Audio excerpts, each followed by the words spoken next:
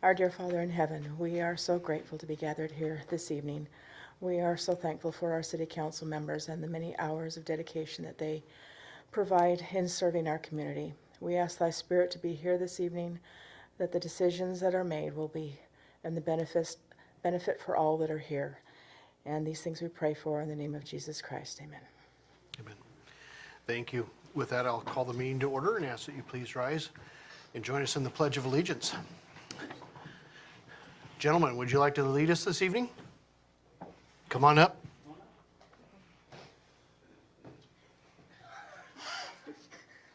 That's one way to do it. Present. I pledge Allegiance to the flag of the United States of America and to the republic for which it stands, one nation, under God, indivisible, with liberty and justice for all. Ready? 2. Thank you. Rose, could you call the roll, please? Councilmember Boger. Councilmember Wagner. Here. Councilmember Greenlee. Councilmember Lindsay. Councilmember McDaniel. Here. Councilmember Shoemaker. Here. Councilmember Coursey. Here. Thank you. I understand that Councilmember Boger may join us if he gets done over in Vancouver quickly enough. And it sounds like Councilmember Lindsay has come ill this evening, so she will not be back for this meeting. Mr. Mayor, I ask unanimous consent that we excuse council members Boger and Lindsay. Hearing no objection, so ordered. Are there any amendments to the agenda? Actually, I have one that I would like to bring on, and there may be some council discussion about it, is the reappointment. We'll do that under the mayor's report of the planning commission members. Are there any other amendments to the agenda? Okay, hearing none, I do have a proclamation this evening for Red Ribbon Week. I'm going to try and get through this without messing up red ribbon too many times. Whereas communities across America have been plagued with numerous problems associated with illicit drug use and those that traffic in them, and whereas there is hope in winning the war on drugs, and the hope lies in education and drug demand reduction, coupled with the hard work and determination of organizations such as the Lewis and Clark Young Marines of the Marine Corps League to foster a healthy, drug-free lifestyle. And whereas governments and community leaders know that citizen support is one of the most effective tools in the effort to reduce the use of illicit drugs in our communities. And whereas the red ribbon has been chosen as a symbol commemorating the work of Enrique Kiki Camarena, a Drug Enforcement Administration special agent who was murdered in the line of duty and represents the belief that one person can make a difference. And whereas the Red Ribbon Campaign was established by Congress in 1988 to encourage a drug-free lifestyle and involvement in drug prevention and reduction efforts. And whereas October 23rd to the 31st, 2016 has been designated as Red Ribbon Week, which encourages Americans to wear a red ribbon to show their support for a drug-free environment.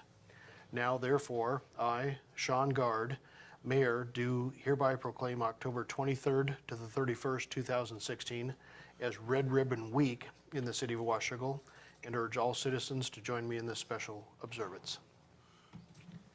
Would someone like to come up and accept this proclamation? And you realize by coming up, you get the microphone as well. That stopped him pretty quick. Good evening. Thank you. Would you like to tell us a little bit about your efforts? Thank you. It's to the whole crowd, so however you would like to approach it. Thank you. Hello, I'm Lance Corporal Stanley of Lewis and Clark Young Marines. With our 2 Young Marines, Gentry and Boardman, PFC, Boardman, and Private Gentry.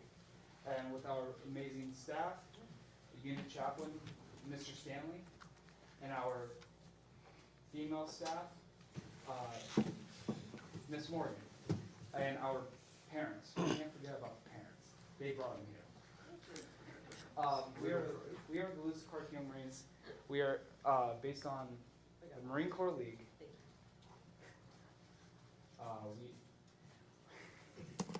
First time doing this. It's okay. Don't be nervous. Well, I am, sir.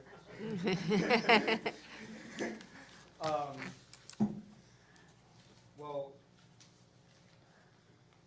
I can't explain, sir. A lot is done for this, especially Kiki Camera. He is a DEA agent. And I need to get Miss Morgan up here to explain. Not So a worry. My name is Crimson Morgan. I'm a former Sergeant Major of the Lewis and Clark Young Marines. I was here last year to receive the award. So what our unit does, with this proclamation and others we received through the Vancouver area all the way down to Oregon, we work with not only the fire department, the sheriff's office, and the DEA, but we work with small communities and help individuals with being a youth advocate for those people who are having the troubles with the drug problems, the kids who can't go to anywhere else. Our young Marines go specifically to them and say, how can I help you? Where can this start? What can this do for you? And we've had young Marines come into the program who come from troubled backgrounds, come from places where they don't know any better. And this is what that proclamation means to us, that it's showing that we have a whole city behind us, not only just from the council, but from the citizens of Washougal and Camas and La Center, all the way down to way down in Oregon. We have young Marines way down in Oregon. Happy Valley, Canby, just to name a few. Seattle. And we have young Marines across the nation doing this exact same thing so that we can bring our communities together to stop the drug usage, stop the war on drugs. And that's what it comes down to, is this proclamation shows that we have a community support and that's what we're gonna do with it. And we promise by getting this proclamation that we will do our very best. No, we're not gonna be able to stop every drug user in the world. I mean, if I wore a cape and could fly, I might be able to, but that's the exact purpose of this, and we very much so appreciate your council being able to give us this proclamation. Awesome. Thank you. Thank you for being here tonight.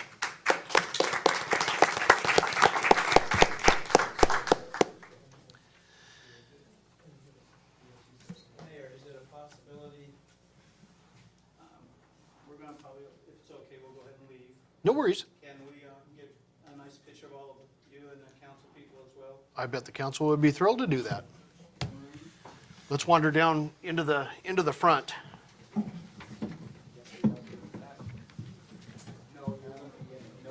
don't trust me. Don't trust me. Sir, can you take a picture for him? Chaplain? There's a rule of thumb that I don't do pictures. I think anybody that has a shirt on that says staff has to be in it. And he's the unit chaplain. There you go. Now, the tallest ones are going to have to get back and the shortest ones in front. You want to take a knee in the front, young Marines? I don't know if they can see that.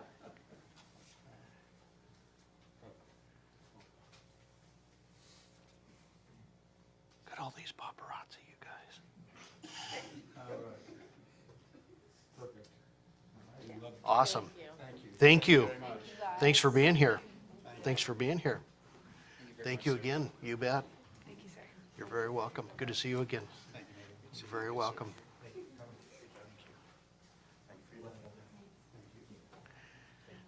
You're very welcome. Thanks, guys. You bet. Oh, you bet. Also, with the red ribbons that you got from the Young Marines, we very much so encourage you to show those to your friends and neighbors. And all of the council members, I very much so hope that you wear those lapel pins with pride, knowing that you're supporting the Youth Drug Demand Reduction Program. Oh yeah, you can't forget about those. Sir, thank you.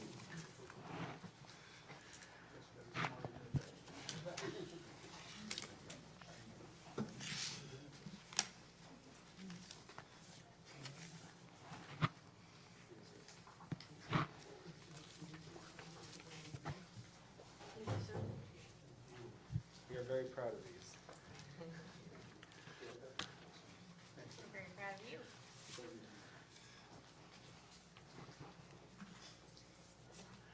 Thank you again. Oh, thank you. So I'll make sure. With that, takes us to the first opportunity in the agenda for any members of the public that would like to comment to council. will warm you up. Not the only opportunity. Moving on to the consent agenda, council, this evening, your consent agenda has 5 items on it. Your workshop minutes of September 26, 2016. Your council minutes of September 26, 2016. Your accounts payable totaling $323,993.28. Your payroll claims totaling $476,984.82. And Agenda Bill 7916, setting a public hearing on a multifamily housing project tax exemption application for Rigahut, the Main Street mixed-use project. Mr. Mayor, I ask unanimous consent that the consent agenda be approved as read. Hearing no objections, so ordered. Brings us to new business. Item A, a public hearing, Agenda Bill 86-16 on the Community Development Block Grant application for sidewalks on A, B, and 33rd Streets. Shannon, good evening. Thank you, Mayor and Council. So first, I just needed to start off by mentioning a recent discovery in regards to the proposed sidewalk project that we discussed at the last council meeting. So we just recently discovered that this proposed section is not necessarily automatically eligible for the CDBG funding. So in order to be, and to ensure that we are eligible, we would need to do a survey in that area to ensure that the incomes are under the threshold per CDBG requirements. So with that being the case, we are hoping to move forward with the project, but in order to do so, we would need to complete the survey.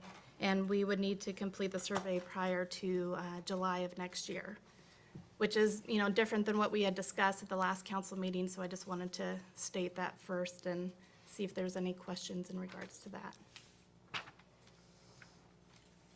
Okay, with that being the case, in accordance with the CDBG application submittal requirements, staff has requested a public hearing to invite public comment regarding the utilization of the CDBG grant funds for the fiscal year 2017, and invite further public comment regarding the proposed project and ideas for project sites.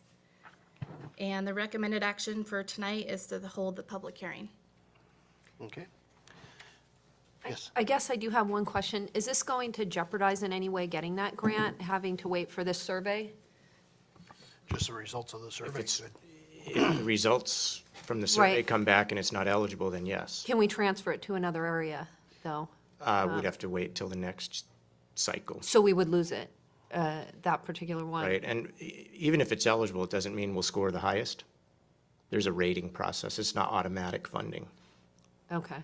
Even It's if a- we did qualify under the Even if we- threshold, it might not have been automatic? That's right. We're competing with all of the small cities in Clark County. Okay. So in the future, we'll do the survey well before the? Yes, but Okay. yes, this is kind of a new thing that's happened across Clark County. And in fact, just this morning at the Urban County Policy Board, which I sit on, which actually makes a recommendation on which projects should get funding to the Board of County Councilors. We had an extensive discussion on surveys and made a decision on when we're going to require the surveys to be complete for the next cycle, not for this cycle. So in the future, we'll have to actually have the surveys complete by this time next year. So Okay. we'll probably do 2 surveys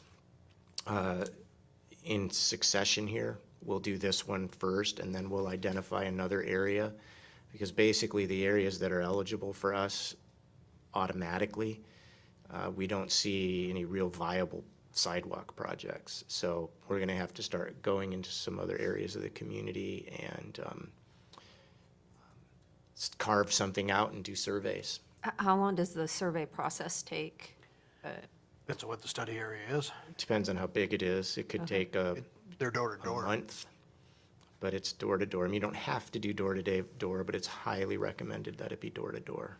And we obviously pay for that as a city? I'm just curious. Well, last time we did it with our staff, and Okay. that's something that we need to evaluate. We might actually inquire if there's anyone on the council that would be interested in helping out.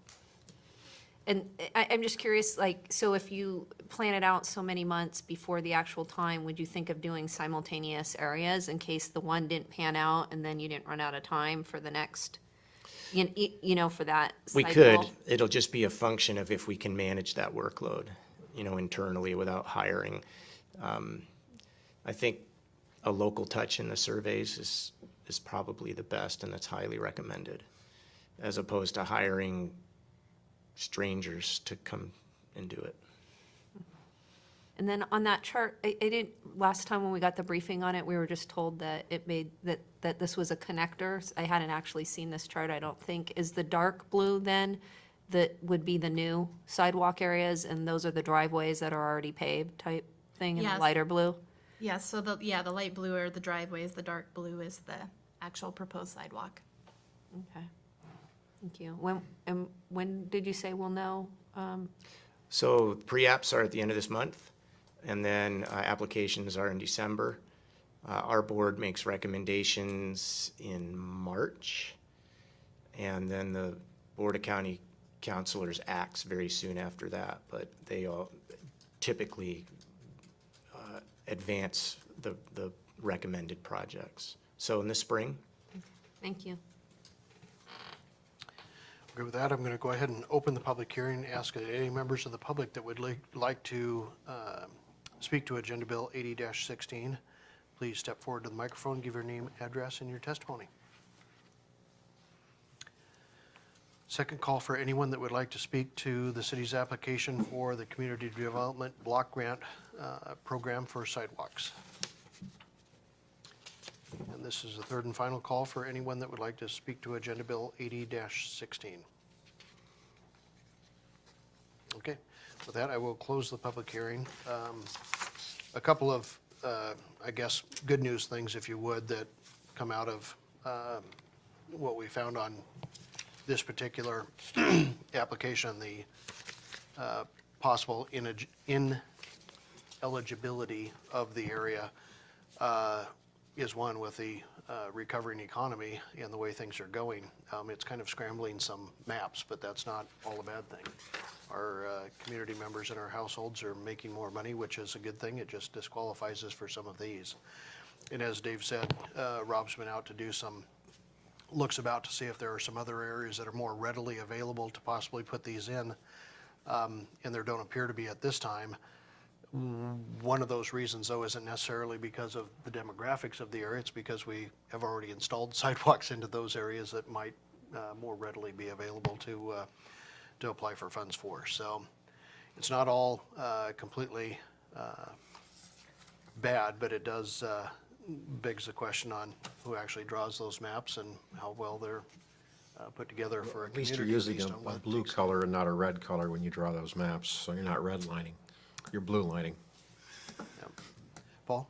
Is there any action council needs to take at this point? I don't believe so. We're just completing the requirement of having the public hearing itself. Thank you. And anything would come back to you before we move forward towards applications. Okay.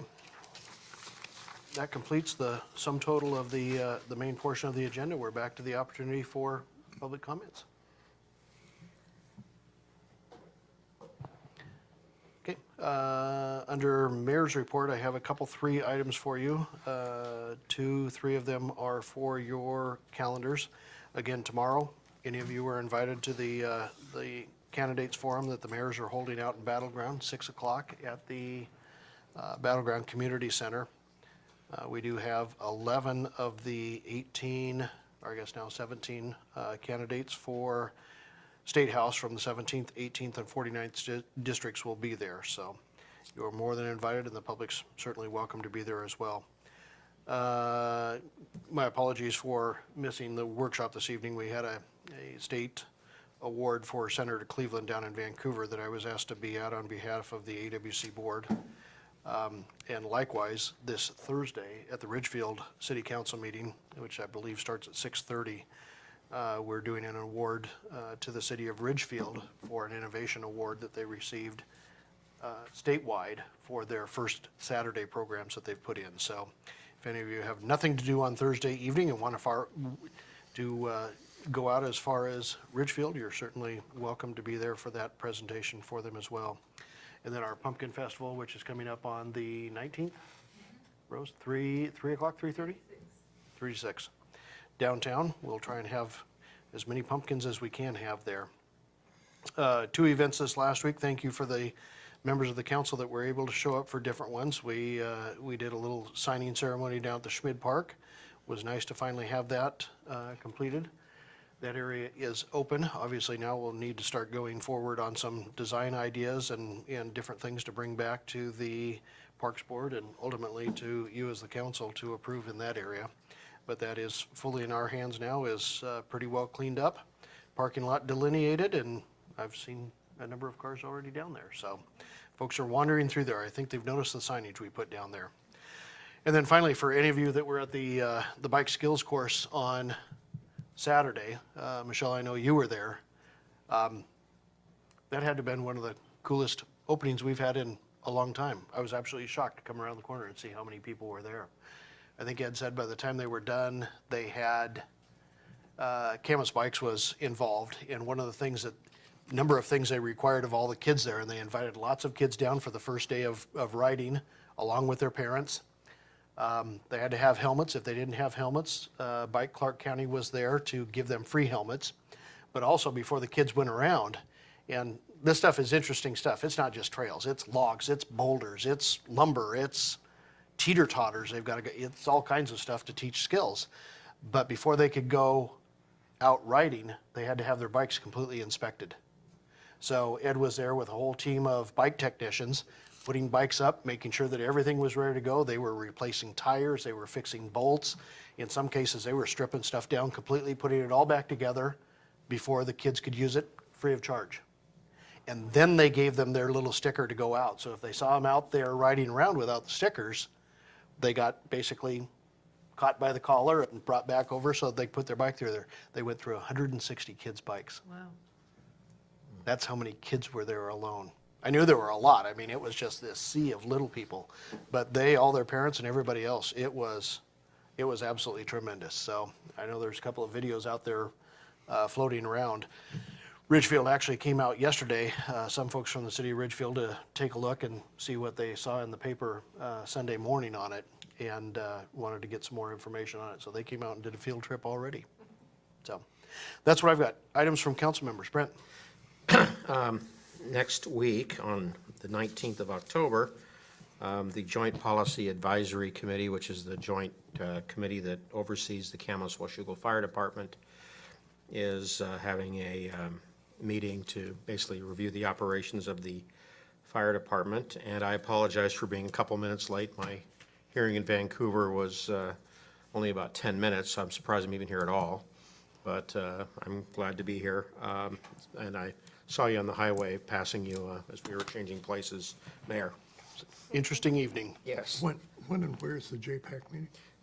Camas Council Chambers. And that's one thing I wanted to mention, Paul, is there's also a Downtown Washougal Association meeting at the exact same time. I will be at the DWA meeting. Okay.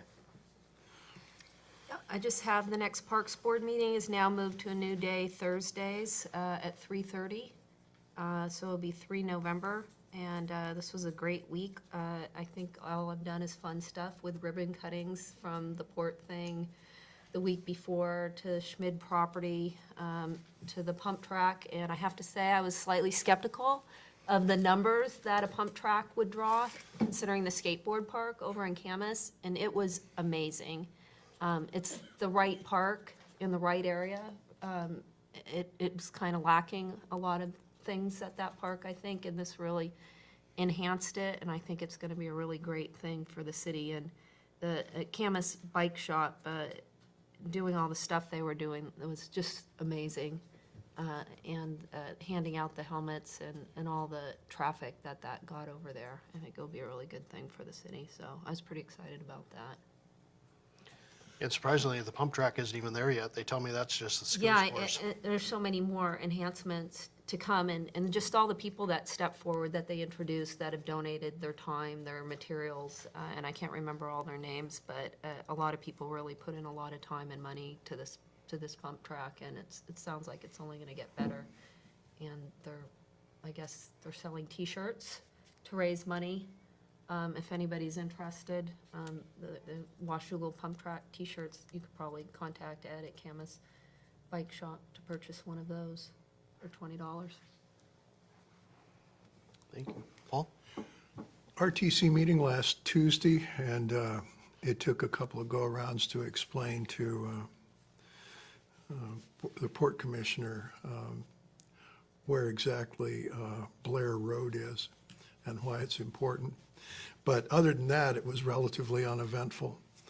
I went to the Schmid Park thing. That was a wonderful opening, and my thanks to all of the staff and the mayor and the family, especially Carolyn and Emma,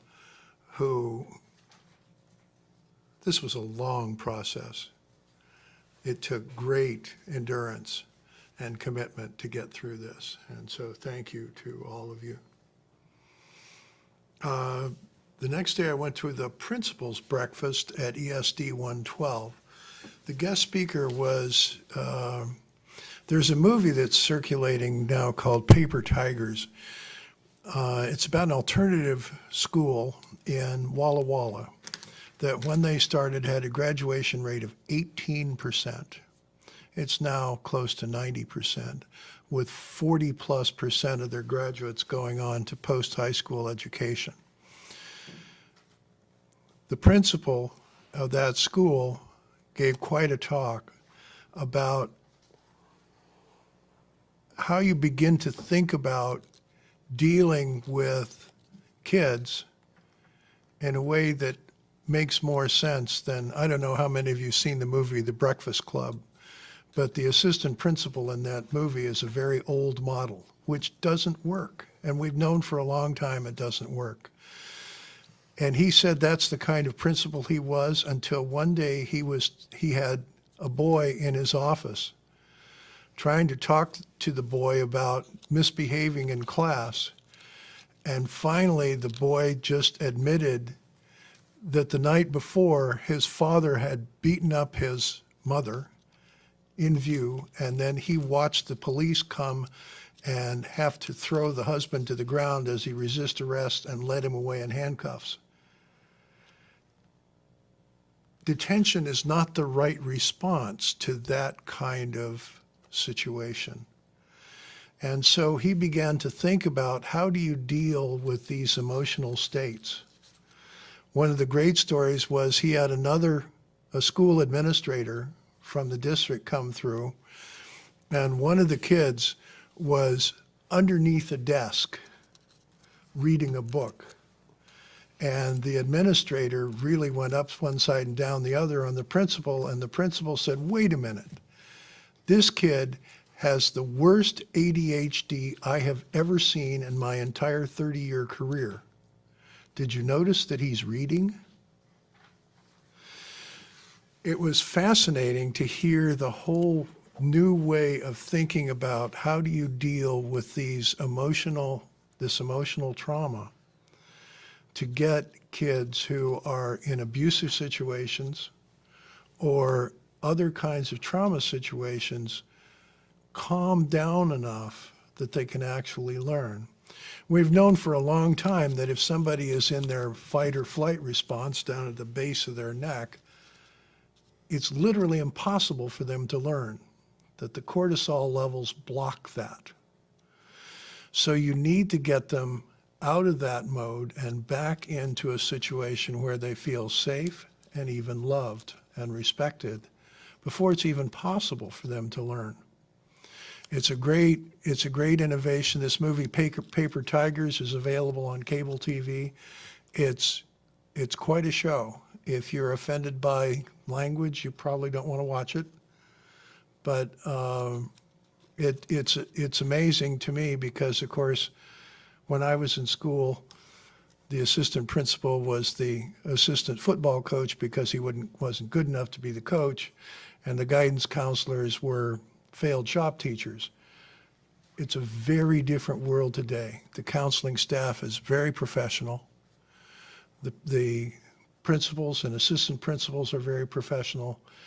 And on the other hand, it is, on the one hand, awe-inspiring and tragic what our teachers have to deal with in the classroom today in order to just get kids ready to learn. It was quite an experience. I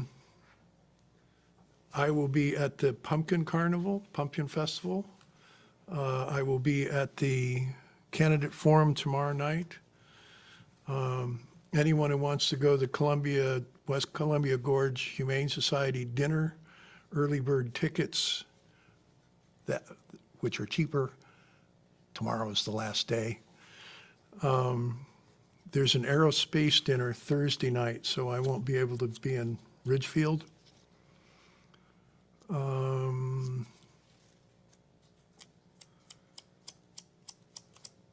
That's pretty much it. Thank you. Jennifer? Dave? Do we have a meeting on the 29th of November? First 3 Mondays, but We meet first, second, and third Yeah. in November. Okay, good. Then I'll be here for those meetings. good. I'm going to be in Hawaii after that. It was a dirty job, but somebody had to do it. My condolences. That's all I've got tonight, Mr. Mayor. Okay. Dan? Nothing. Okay. With that, I would entertain a motion for adjournment. Just, Dave and Ken have been talking while we've been going, so we're going to hold off on the planning commission stuff. We're still fine for the time being, so we'll be back at the next meeting with Mr. Mayor, some additional information. can I point out one thing? Sure. Civil Air Patrol has a drug demand reduction program, which is similar in purpose to the Young Marines drug-free community programs. I just thought I'd get in a pitch for them. And Unite normally is engaged in a Red Ribbon Week event through the school district. Unite is our local prevention coalition. Okay, I would entertain a motion for adjournment. So moved. We are adjourned. Thank you.